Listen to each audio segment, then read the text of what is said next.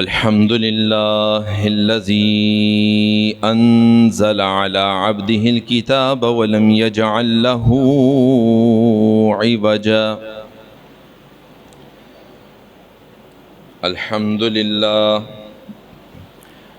الحمد لله الذي بيده تصريف الأحوال وتخفيف الأثقال، والصلاة والسلام على سيد الهادين إلى محاسن الأفعال وعلى آله وصحبه المضارعين له في الصفات والأعمال.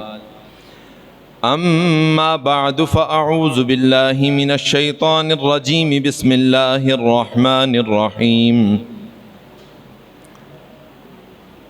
انما يعمر مساجد الله من آمن بالله. قال الله تبارك وتعالى في مقام آخر: لا تقم فيه أبدا لمسجد أسس على التقوى من أول يوم أحق أن تقوم فيه رجال يحبون أن يتطهروا والله يحب المطهرين. صدق الله العظيم وصدق رسوله النبي الكريم الأمين. إن الله وملائكته يصلون على النبي يا أيها الذين آمنوا صلوا عليه وسلموا تسليما. الصلاة والسلام عليك يا سيدي يا رسول الله وعلى آلك وأصحابك يا حبيب الله. الصلاة والسلام عليك يا سيدي يا رسول الله وعلى آلك وأصحابك يا خاتم النبيين.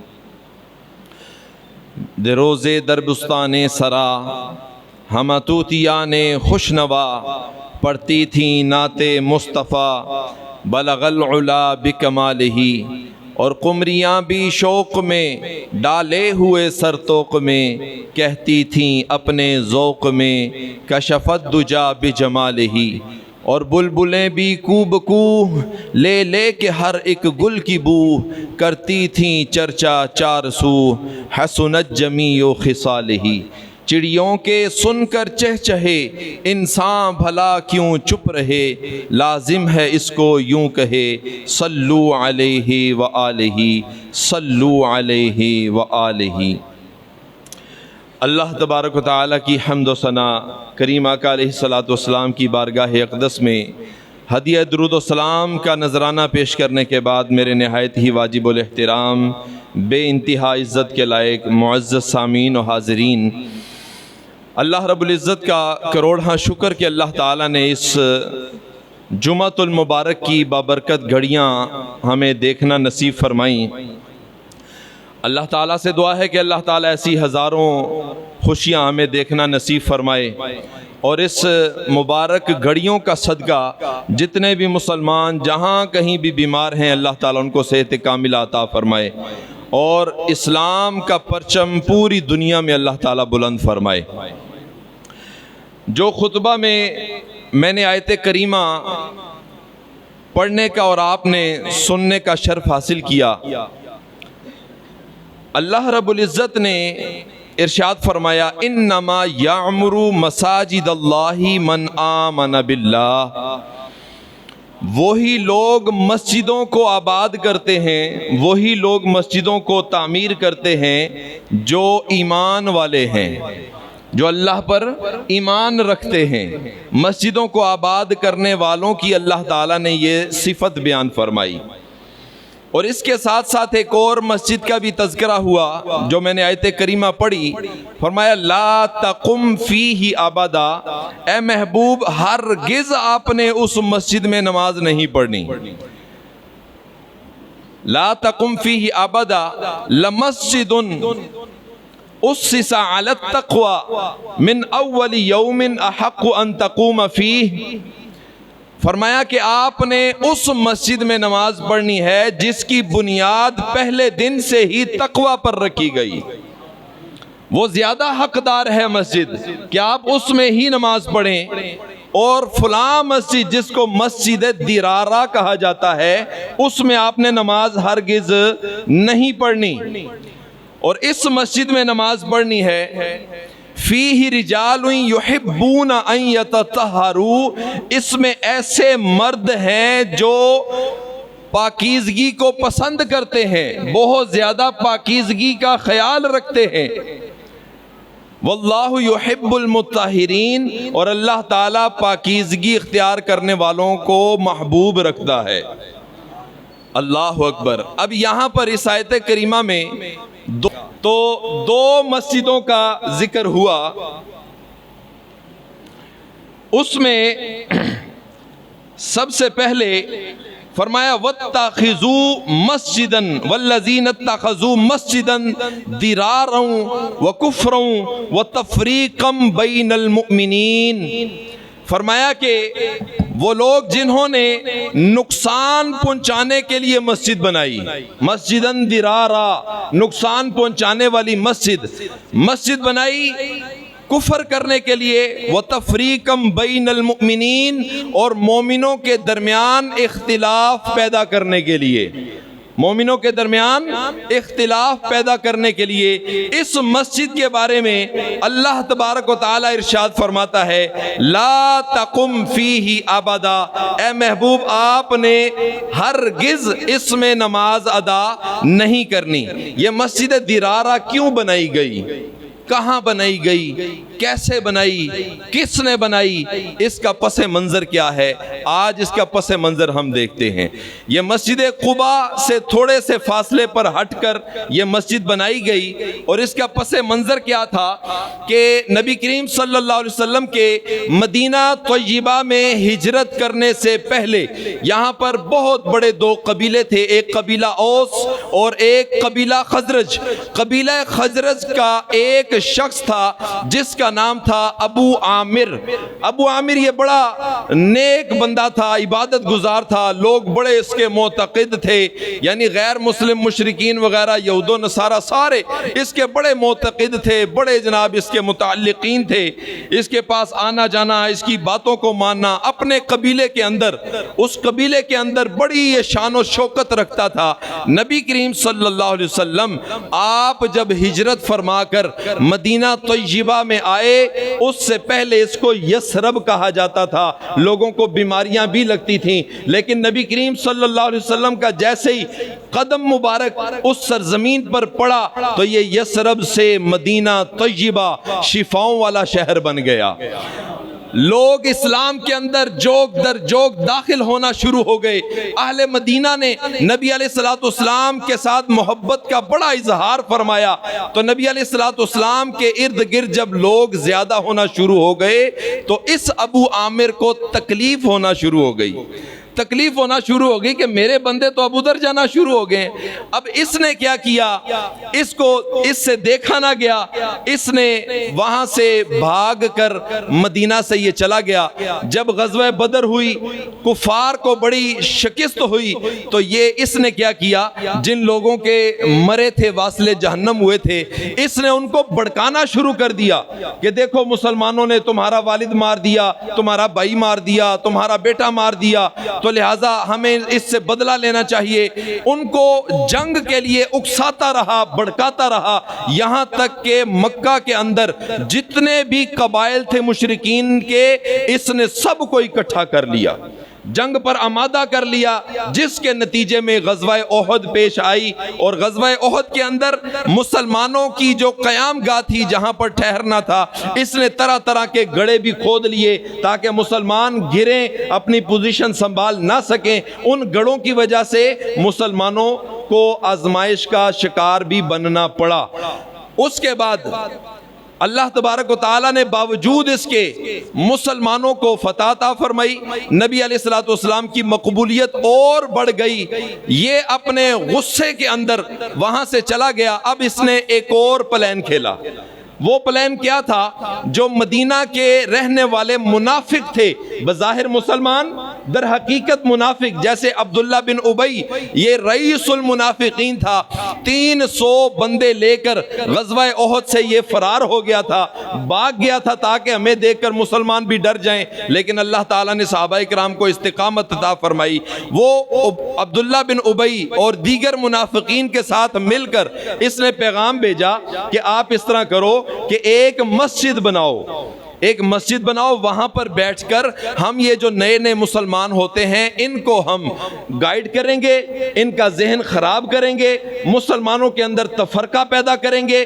تو ان کی اس سازش کو ناکام کرتے ہوئے مسجد تو انہوں نے بنا لی، مسجد بنا کر نبی علیہ الصلوۃ والسلام کی خدمت میں حاضر ہوئے، عرض کی یا رسول اللہ صلی اللہ علیہ وسلم ہم نے یہ مسجد بنائی ہے، آپ سے گزارش یہ کرنے آئے ہیں کہ آپ یہاں پر تشریف لائیں، یہاں پر نماز پڑھیں تاکہ یہ مسجد مسلمانوں کے لیے مستند مسجد ہو جائے۔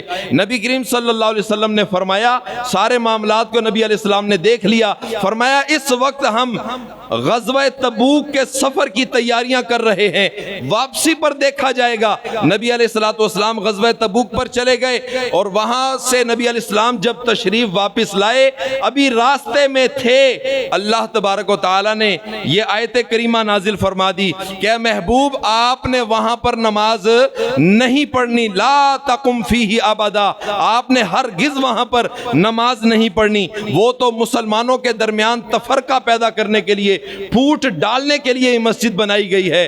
اللہ اکبر۔ نبی کریم صلی اللہ علیہ وسلم جب آپ مدینہ طیبہ میں واپس تشریف لائے تو نبی علیہ السلام نے مسلمانوں کو حکم دیا کہ جا کر یہ مسجد کو توڑ ڈالیں اور اس کو جلا دیں۔ مسلمان جس وقت اس مسجد کو توڑ رہے تھے تو یہ لوگ قسمیں کھا کھا کر یہ کہہ رہے تھے کہ ہم نے تو نیک ارادے سے یہ مسجد بنائی ہے، ہم نے نیک ارادے سے مسجد بنائی ہے، ہمارے پیش نظر صرف مسلمانوں کی خیر خواہی تھی۔ اللہ تعالیٰ نے آگے ارشاد فرمایا واللہ یشہد انہم لکاذبون، اللہ شہادت دیتا ہے کہ یہ منافقین جھوٹ بول رہے ہیں، یہ منافقین جھوٹ بول رہے ہیں۔ نبی علیہ السلام نے وہاں پر نماز نہیں پڑھی، بلکہ کیا فرمایا لمسجد اسس علی التقوی من اول یوم احق ان تقوم فیہ، آپ مسجد قباء میں اندر آپ نماز ادا فرمائیں۔ نبی علیہ السلام نے مسجد قباء میں نماز ادا فرمائی اور وہاں پر رہنے والے جو صحابہ تھے اللہ تعالیٰ نے ان کی شان کیا بیان فرمائی، فرمایا کہ فیہ رجال یحبون ان یتطہروا، اس میں وہ لوگ رہتے ہیں جو پاکیزگی کو پسند کرتے ہیں اور اللہ تبارک و تعالیٰ پاکیزہ رہنے والوں کو پسند فرماتا ہے۔ نبی علیہ السلام مسجد قباء میں تشریف لے گئے اور وہاں کے صحابہ اکرام سے نبی علیہ السلام نے فرمایا میرے صحابہ بتاؤ تم کون سا ایسا عمل کرتے ہو کہ اللہ تبارک و تعالیٰ نے تمہاری پاکیزگی بیان کی ہے۔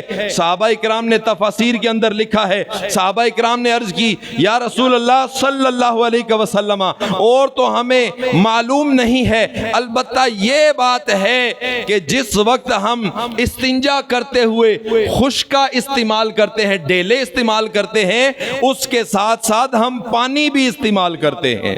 اللہ اکبر۔ نبی علیہ السلام نے فرمایا کہ یہی عمل تمہارا، اس وجہ سے اللہ تعالیٰ نے آپ کی پاکیزگی کا اظہار قرآن میں فرما دیا۔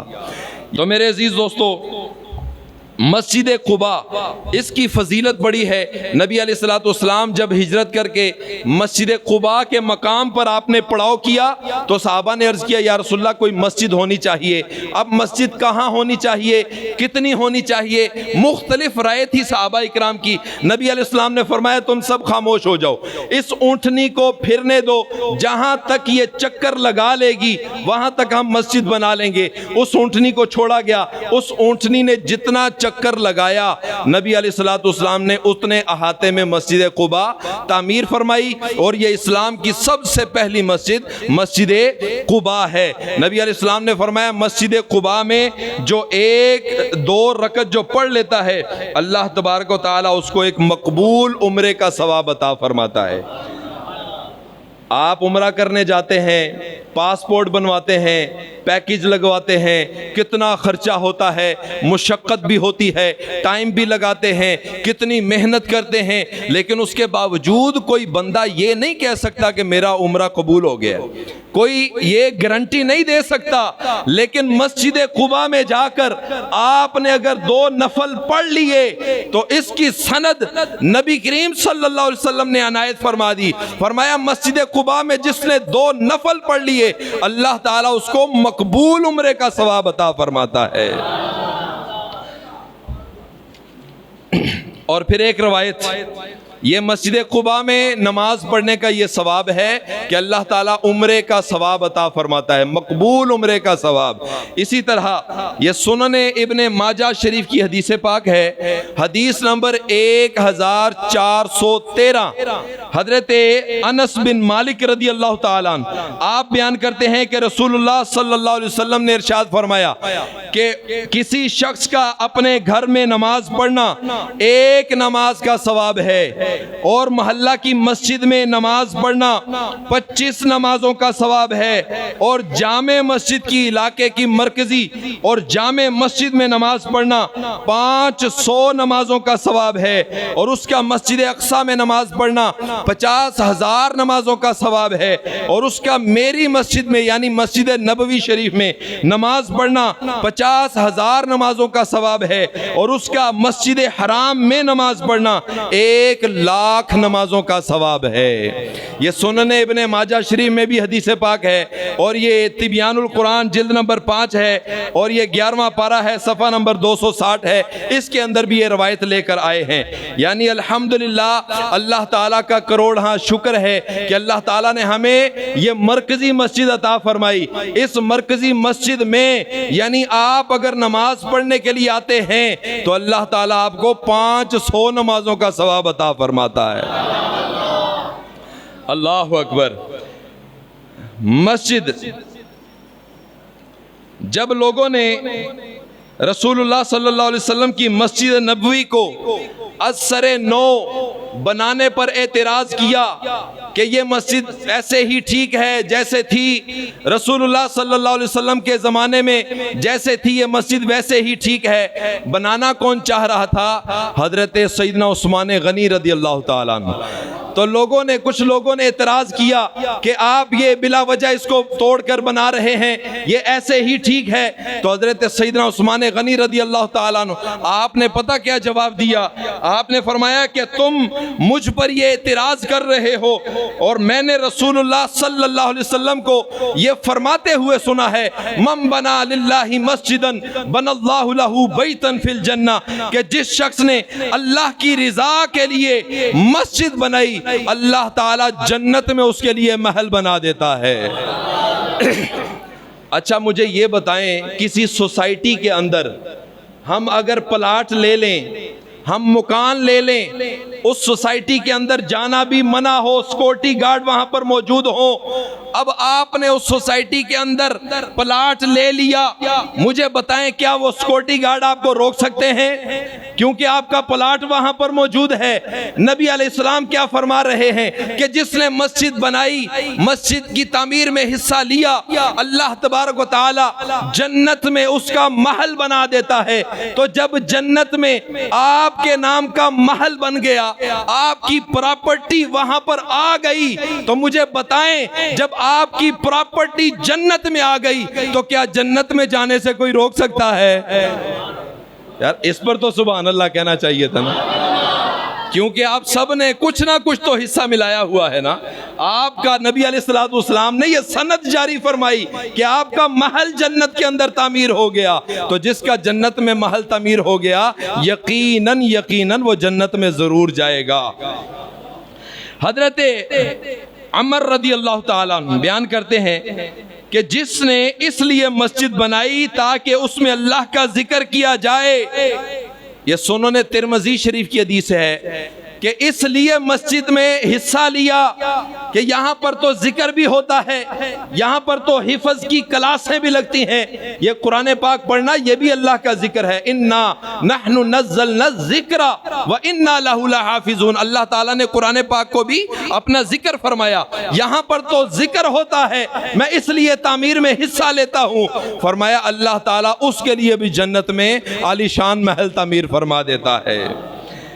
اور حضرت ابو ہریرہ رضی اللہ تعالیٰ عنہ سے یہ روایت ہے، فرمایا کل قیامت کے دن 7 بندے اللہ تعالیٰ کے عرش کے سائے کے نیچے ہوں گے کہ جس دن اس کے عرش کے سائے کے سوا کوئی سایہ نہیں ہوگا۔ اور علماء فرماتے ہیں جہاں پر اللہ کا سایہ ہوگا ویسے تو زمین تانبے کی طرح تپ رہی ہوگی، لیکن جہاں پہ اللہ کے عرش کا سایہ ہوگا وہ زمین چاندی کی طرح چمک رہی ہوگی۔ اور ان 7 بندوں میں فرمایا ایک وہ بھی بندہ ہے وَرَجُلٌ قَلْبُهُ مُعَلَّقٌ فِي الْمَسْجِدِ، کہ جس کا دل مسجد کے ساتھ لگ گیا ہو، جس کا دل مسجد کے ساتھ لگ گیا ہو، یعنی اس نے نماز پڑھی، اپنے کام پر چلا گیا، اپنی مصروفیات میں مصروف ہو گیا، لیکن اس کا دل مسجد کی طرف ہے کہ اب دوسری نماز کا وقت کب آئے گا، میں کب دوبارہ مسجد میں جاؤں گا۔ فرمایا جب یہ کیفیت ہو جائے، اس سے مراد یہ ہے کہ اس کا دل مسجد کے ساتھ لگ گیا ہے، اور فرمایا جب یہ کیفیت ہو جائے سمجھ لو کہ وہ بندہ ایسا ہے کہ کل قیامت کے دن اللہ تعالیٰ ایسے بندے کو اپنے عرش کے سائے میں جگہ عطا فرمائے گا۔